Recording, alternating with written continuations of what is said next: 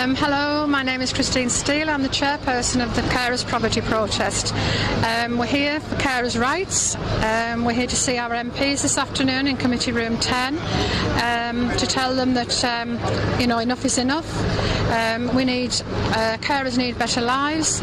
They don't need the complications of filling in lots of forms. They need more money, and they need respite, and they need the government to see the 24/7 caring. If the government took that over, it would, carers save the government billions. Do you keep your mum up every night? Good boy, good boy. Well, I'm from a group called the Single Mother Self-Defence. We're part of the Global Women's Strike, and we're here again, as Claire said, to connect with the people who are demanding decent carers' allowances. We're particularly connecting that the government is trying to force lone parents, single parents, mostly mothers that is, out to wage work, leaving our children at younger and younger ages. It has been 16. They've changed the law to 12. Next year it will be when our youngest is 10, the year after when our youngest children are 7, and they want to bring it down to 3. And it is an absolute outrage because there is no care for the carers, who's us as the mothers. We're carers, we're workers. We do say that we're workers, we're already working. Every mother is a working mother, and it must be our choice if we go out to waged work. It must be when we can decide that it's the right thing for us and our children and our families. The waged work that they're throwing us out to is really for a pittance. As you know, women's wages and mothers' wages are the lowest of all. Mothers the lowest of all. And who is going to be telling the boss when my child is sick and I have to take a week off, and then my other child may get sick and I have to take a week off, and then I get sick because of the stress and the strain of being a single parent? Who's going to tell the boss to keep my job, and who's going to make up for those 3 weeks of unpaid wage? And that's the kind of work, that's the kind of thing the government is not taking into consideration. The welfare reform bill is in its Lord's stage at the moment. On the 29th it's got its second reading. There is a committee stage after that. We don't know the date of that yet. But we will be lobbying the House of Lords, and Oliver James, the well-known child psychologist, he's going to be speaking at one of our briefings in the House of Lords, and we'll have more information about that on the Global Women's Strike website. As soon as we have that meeting, we would love people to come and speak out about the kind of work that they're doing already, and that they want to be valued and cared and counted against all the terrible forcing out to work, as Claire said, of the different people that we are: carers, people with disabilities, single parents, and being forced to do this unwaged work, work for your benefits. Why are you here today? Well, I'm obviously protesting with the carers group. I'm a student carer. I have been for the last 18 months. I'm not entitled to £52 a week carers allowance because of my studies. I've tried to challenge this through the courts, but I've had absolutely no luck. And I think being here today gives me an opportunity to voice my concerns and voice my opinions and make my own demands, which is for students to be allowed to claim the carers benefit. Okay, that's great. So who do you care for, please? I care for my fiancée Sarah. She's 21 and suffers with cystic fibrosis, which is a lung disease. Okay, and what do you want to actually achieve from today's protest, apart from just students being able to get... I hope to get recognition for all other carers, like carers who are of a pensionable age, who are working, because a lot of them suffer the same injustices that people like me suffer. So I think if we can just get get the nation to understand and get the government to understand the actual struggles that we face every day, and hopefully we can change the law, and hopefully we can get extra finance and extra money for respite as well. Now, do you represent any organisations? Well, I'm a trustee for Carers UK. I'm the youngest one I was voted on in November, so yeah, I'd say yeah. Right, okay, that's great. Basically, I'm here today because I'm a carer. I've cared for my disabled daughter for all of her life, and to do that I've had to give up a career. So if you think about it, I go back to the time when I was trained as a teacher. I've got a master's degree. Those pieces of paper might as well be sitting in my kitchen drawer, because I had to give up my career because my daughter needed a full-time carer. So I felt I was the best person to do that. They were the only person to do that.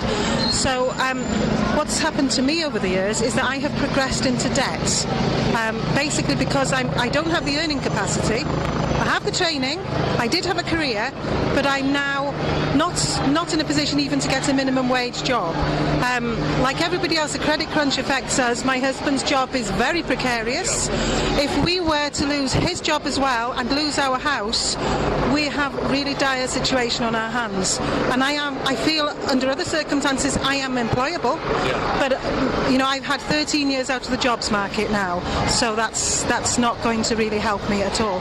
So I need to come here today to say the 50-something pounds a week that is offered by the government as a carer's allowance is actually an insult. It really is an insult. The work, I call it work. The work that I do with my daughter, I do because I love her, and I will not change that because the need is there. But from what I understand, people like myself, if we were to suddenly say we're going on strike, which we wouldn't because we love the people we're caring for, but if we did, the cost to the government would be the same on a daily basis as it costs to keep the entire health service. And I really wish they would look at that. And again, on my own personal situation, look, if you look at it from a financial point of view, several years ago I needed an operation. Now, we've got a national health waiting list, but it wasn't the waiting list that was a problem for me. The problem for me was finding enough people to care for my daughter so I could have this operation. It took 4 years. I had a consultant going absolutely hairless saying, you need this operation, and me saying, I cannot come to hospital because there are not enough people to look after my daughter. Luckily, it wasn't life-threatening, but my health was deteriorating. So if you look at me, say, and my husband as tools, useful things, well, we're not getting the fuel, we're deteriorating. We're going to an absolutely exhausted state, and at that stage, we will probably cost the country some money, even if it's just in a hospital bed. And then what happens to my daughter? So that's why I'm here today. Okay, brilliant. That's absolutely fantastic. Okay. Advent, do you represent any particular organisation? I know. Basically, I'm with the Carers Outreach Group from North West Wales, and the reason I'm with them is because many years ago, somebody said to me, go along to a carers group, and I said, well, that's not really me. I'm a mother, not a carer. So I had to get over that idea. But when I went through the door, I discovered that there were an awful lot of other people who were mothers, fathers, sisters, uncles, friends in similar positions, and it was extremely good for me because it was a safe place to go and talk, possibly offload, possibly have some advice, and it has been an absolute saviour of a place for me. If someone just discovered themselves in your situation, what was the first thing you'd recommend that they did? Pick the phone up to an organisation such as Carers Outreach. Any organisation that's already set up, why reinvent the wheel? Somebody somewhere has already been through this. So find somebody else in a similar position, because I think when you're together, there's strength and there's just a way to cope. And I was able to go and talk to people and say things like, I got through the day without completely losing it. They understood that. They thought that was a good thing. Whereas to call it outsiders or people who didn't understand, they might not look on that so favourably. They might think, oh, terrible woman. And yet people in the same position as me would say, well, you deserve a blue Peter badge, girl, carry on. Right, and just finally, thank you, this is really very brilliant. What do you think is the main things the government can do for you?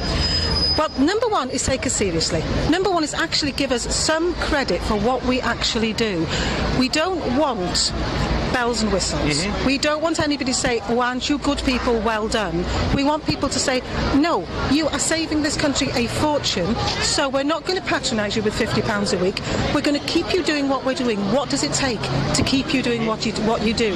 How can you carry on? Like, as I say, me personally, I progressed into thousands of pounds of debt, which means that my other daughter who's gone to college now, I can't help her out. She can gather up her own debt. I can't help her at all. So this is a big ball that keeps rolling. It's like a snowball. It's getting bigger and worse.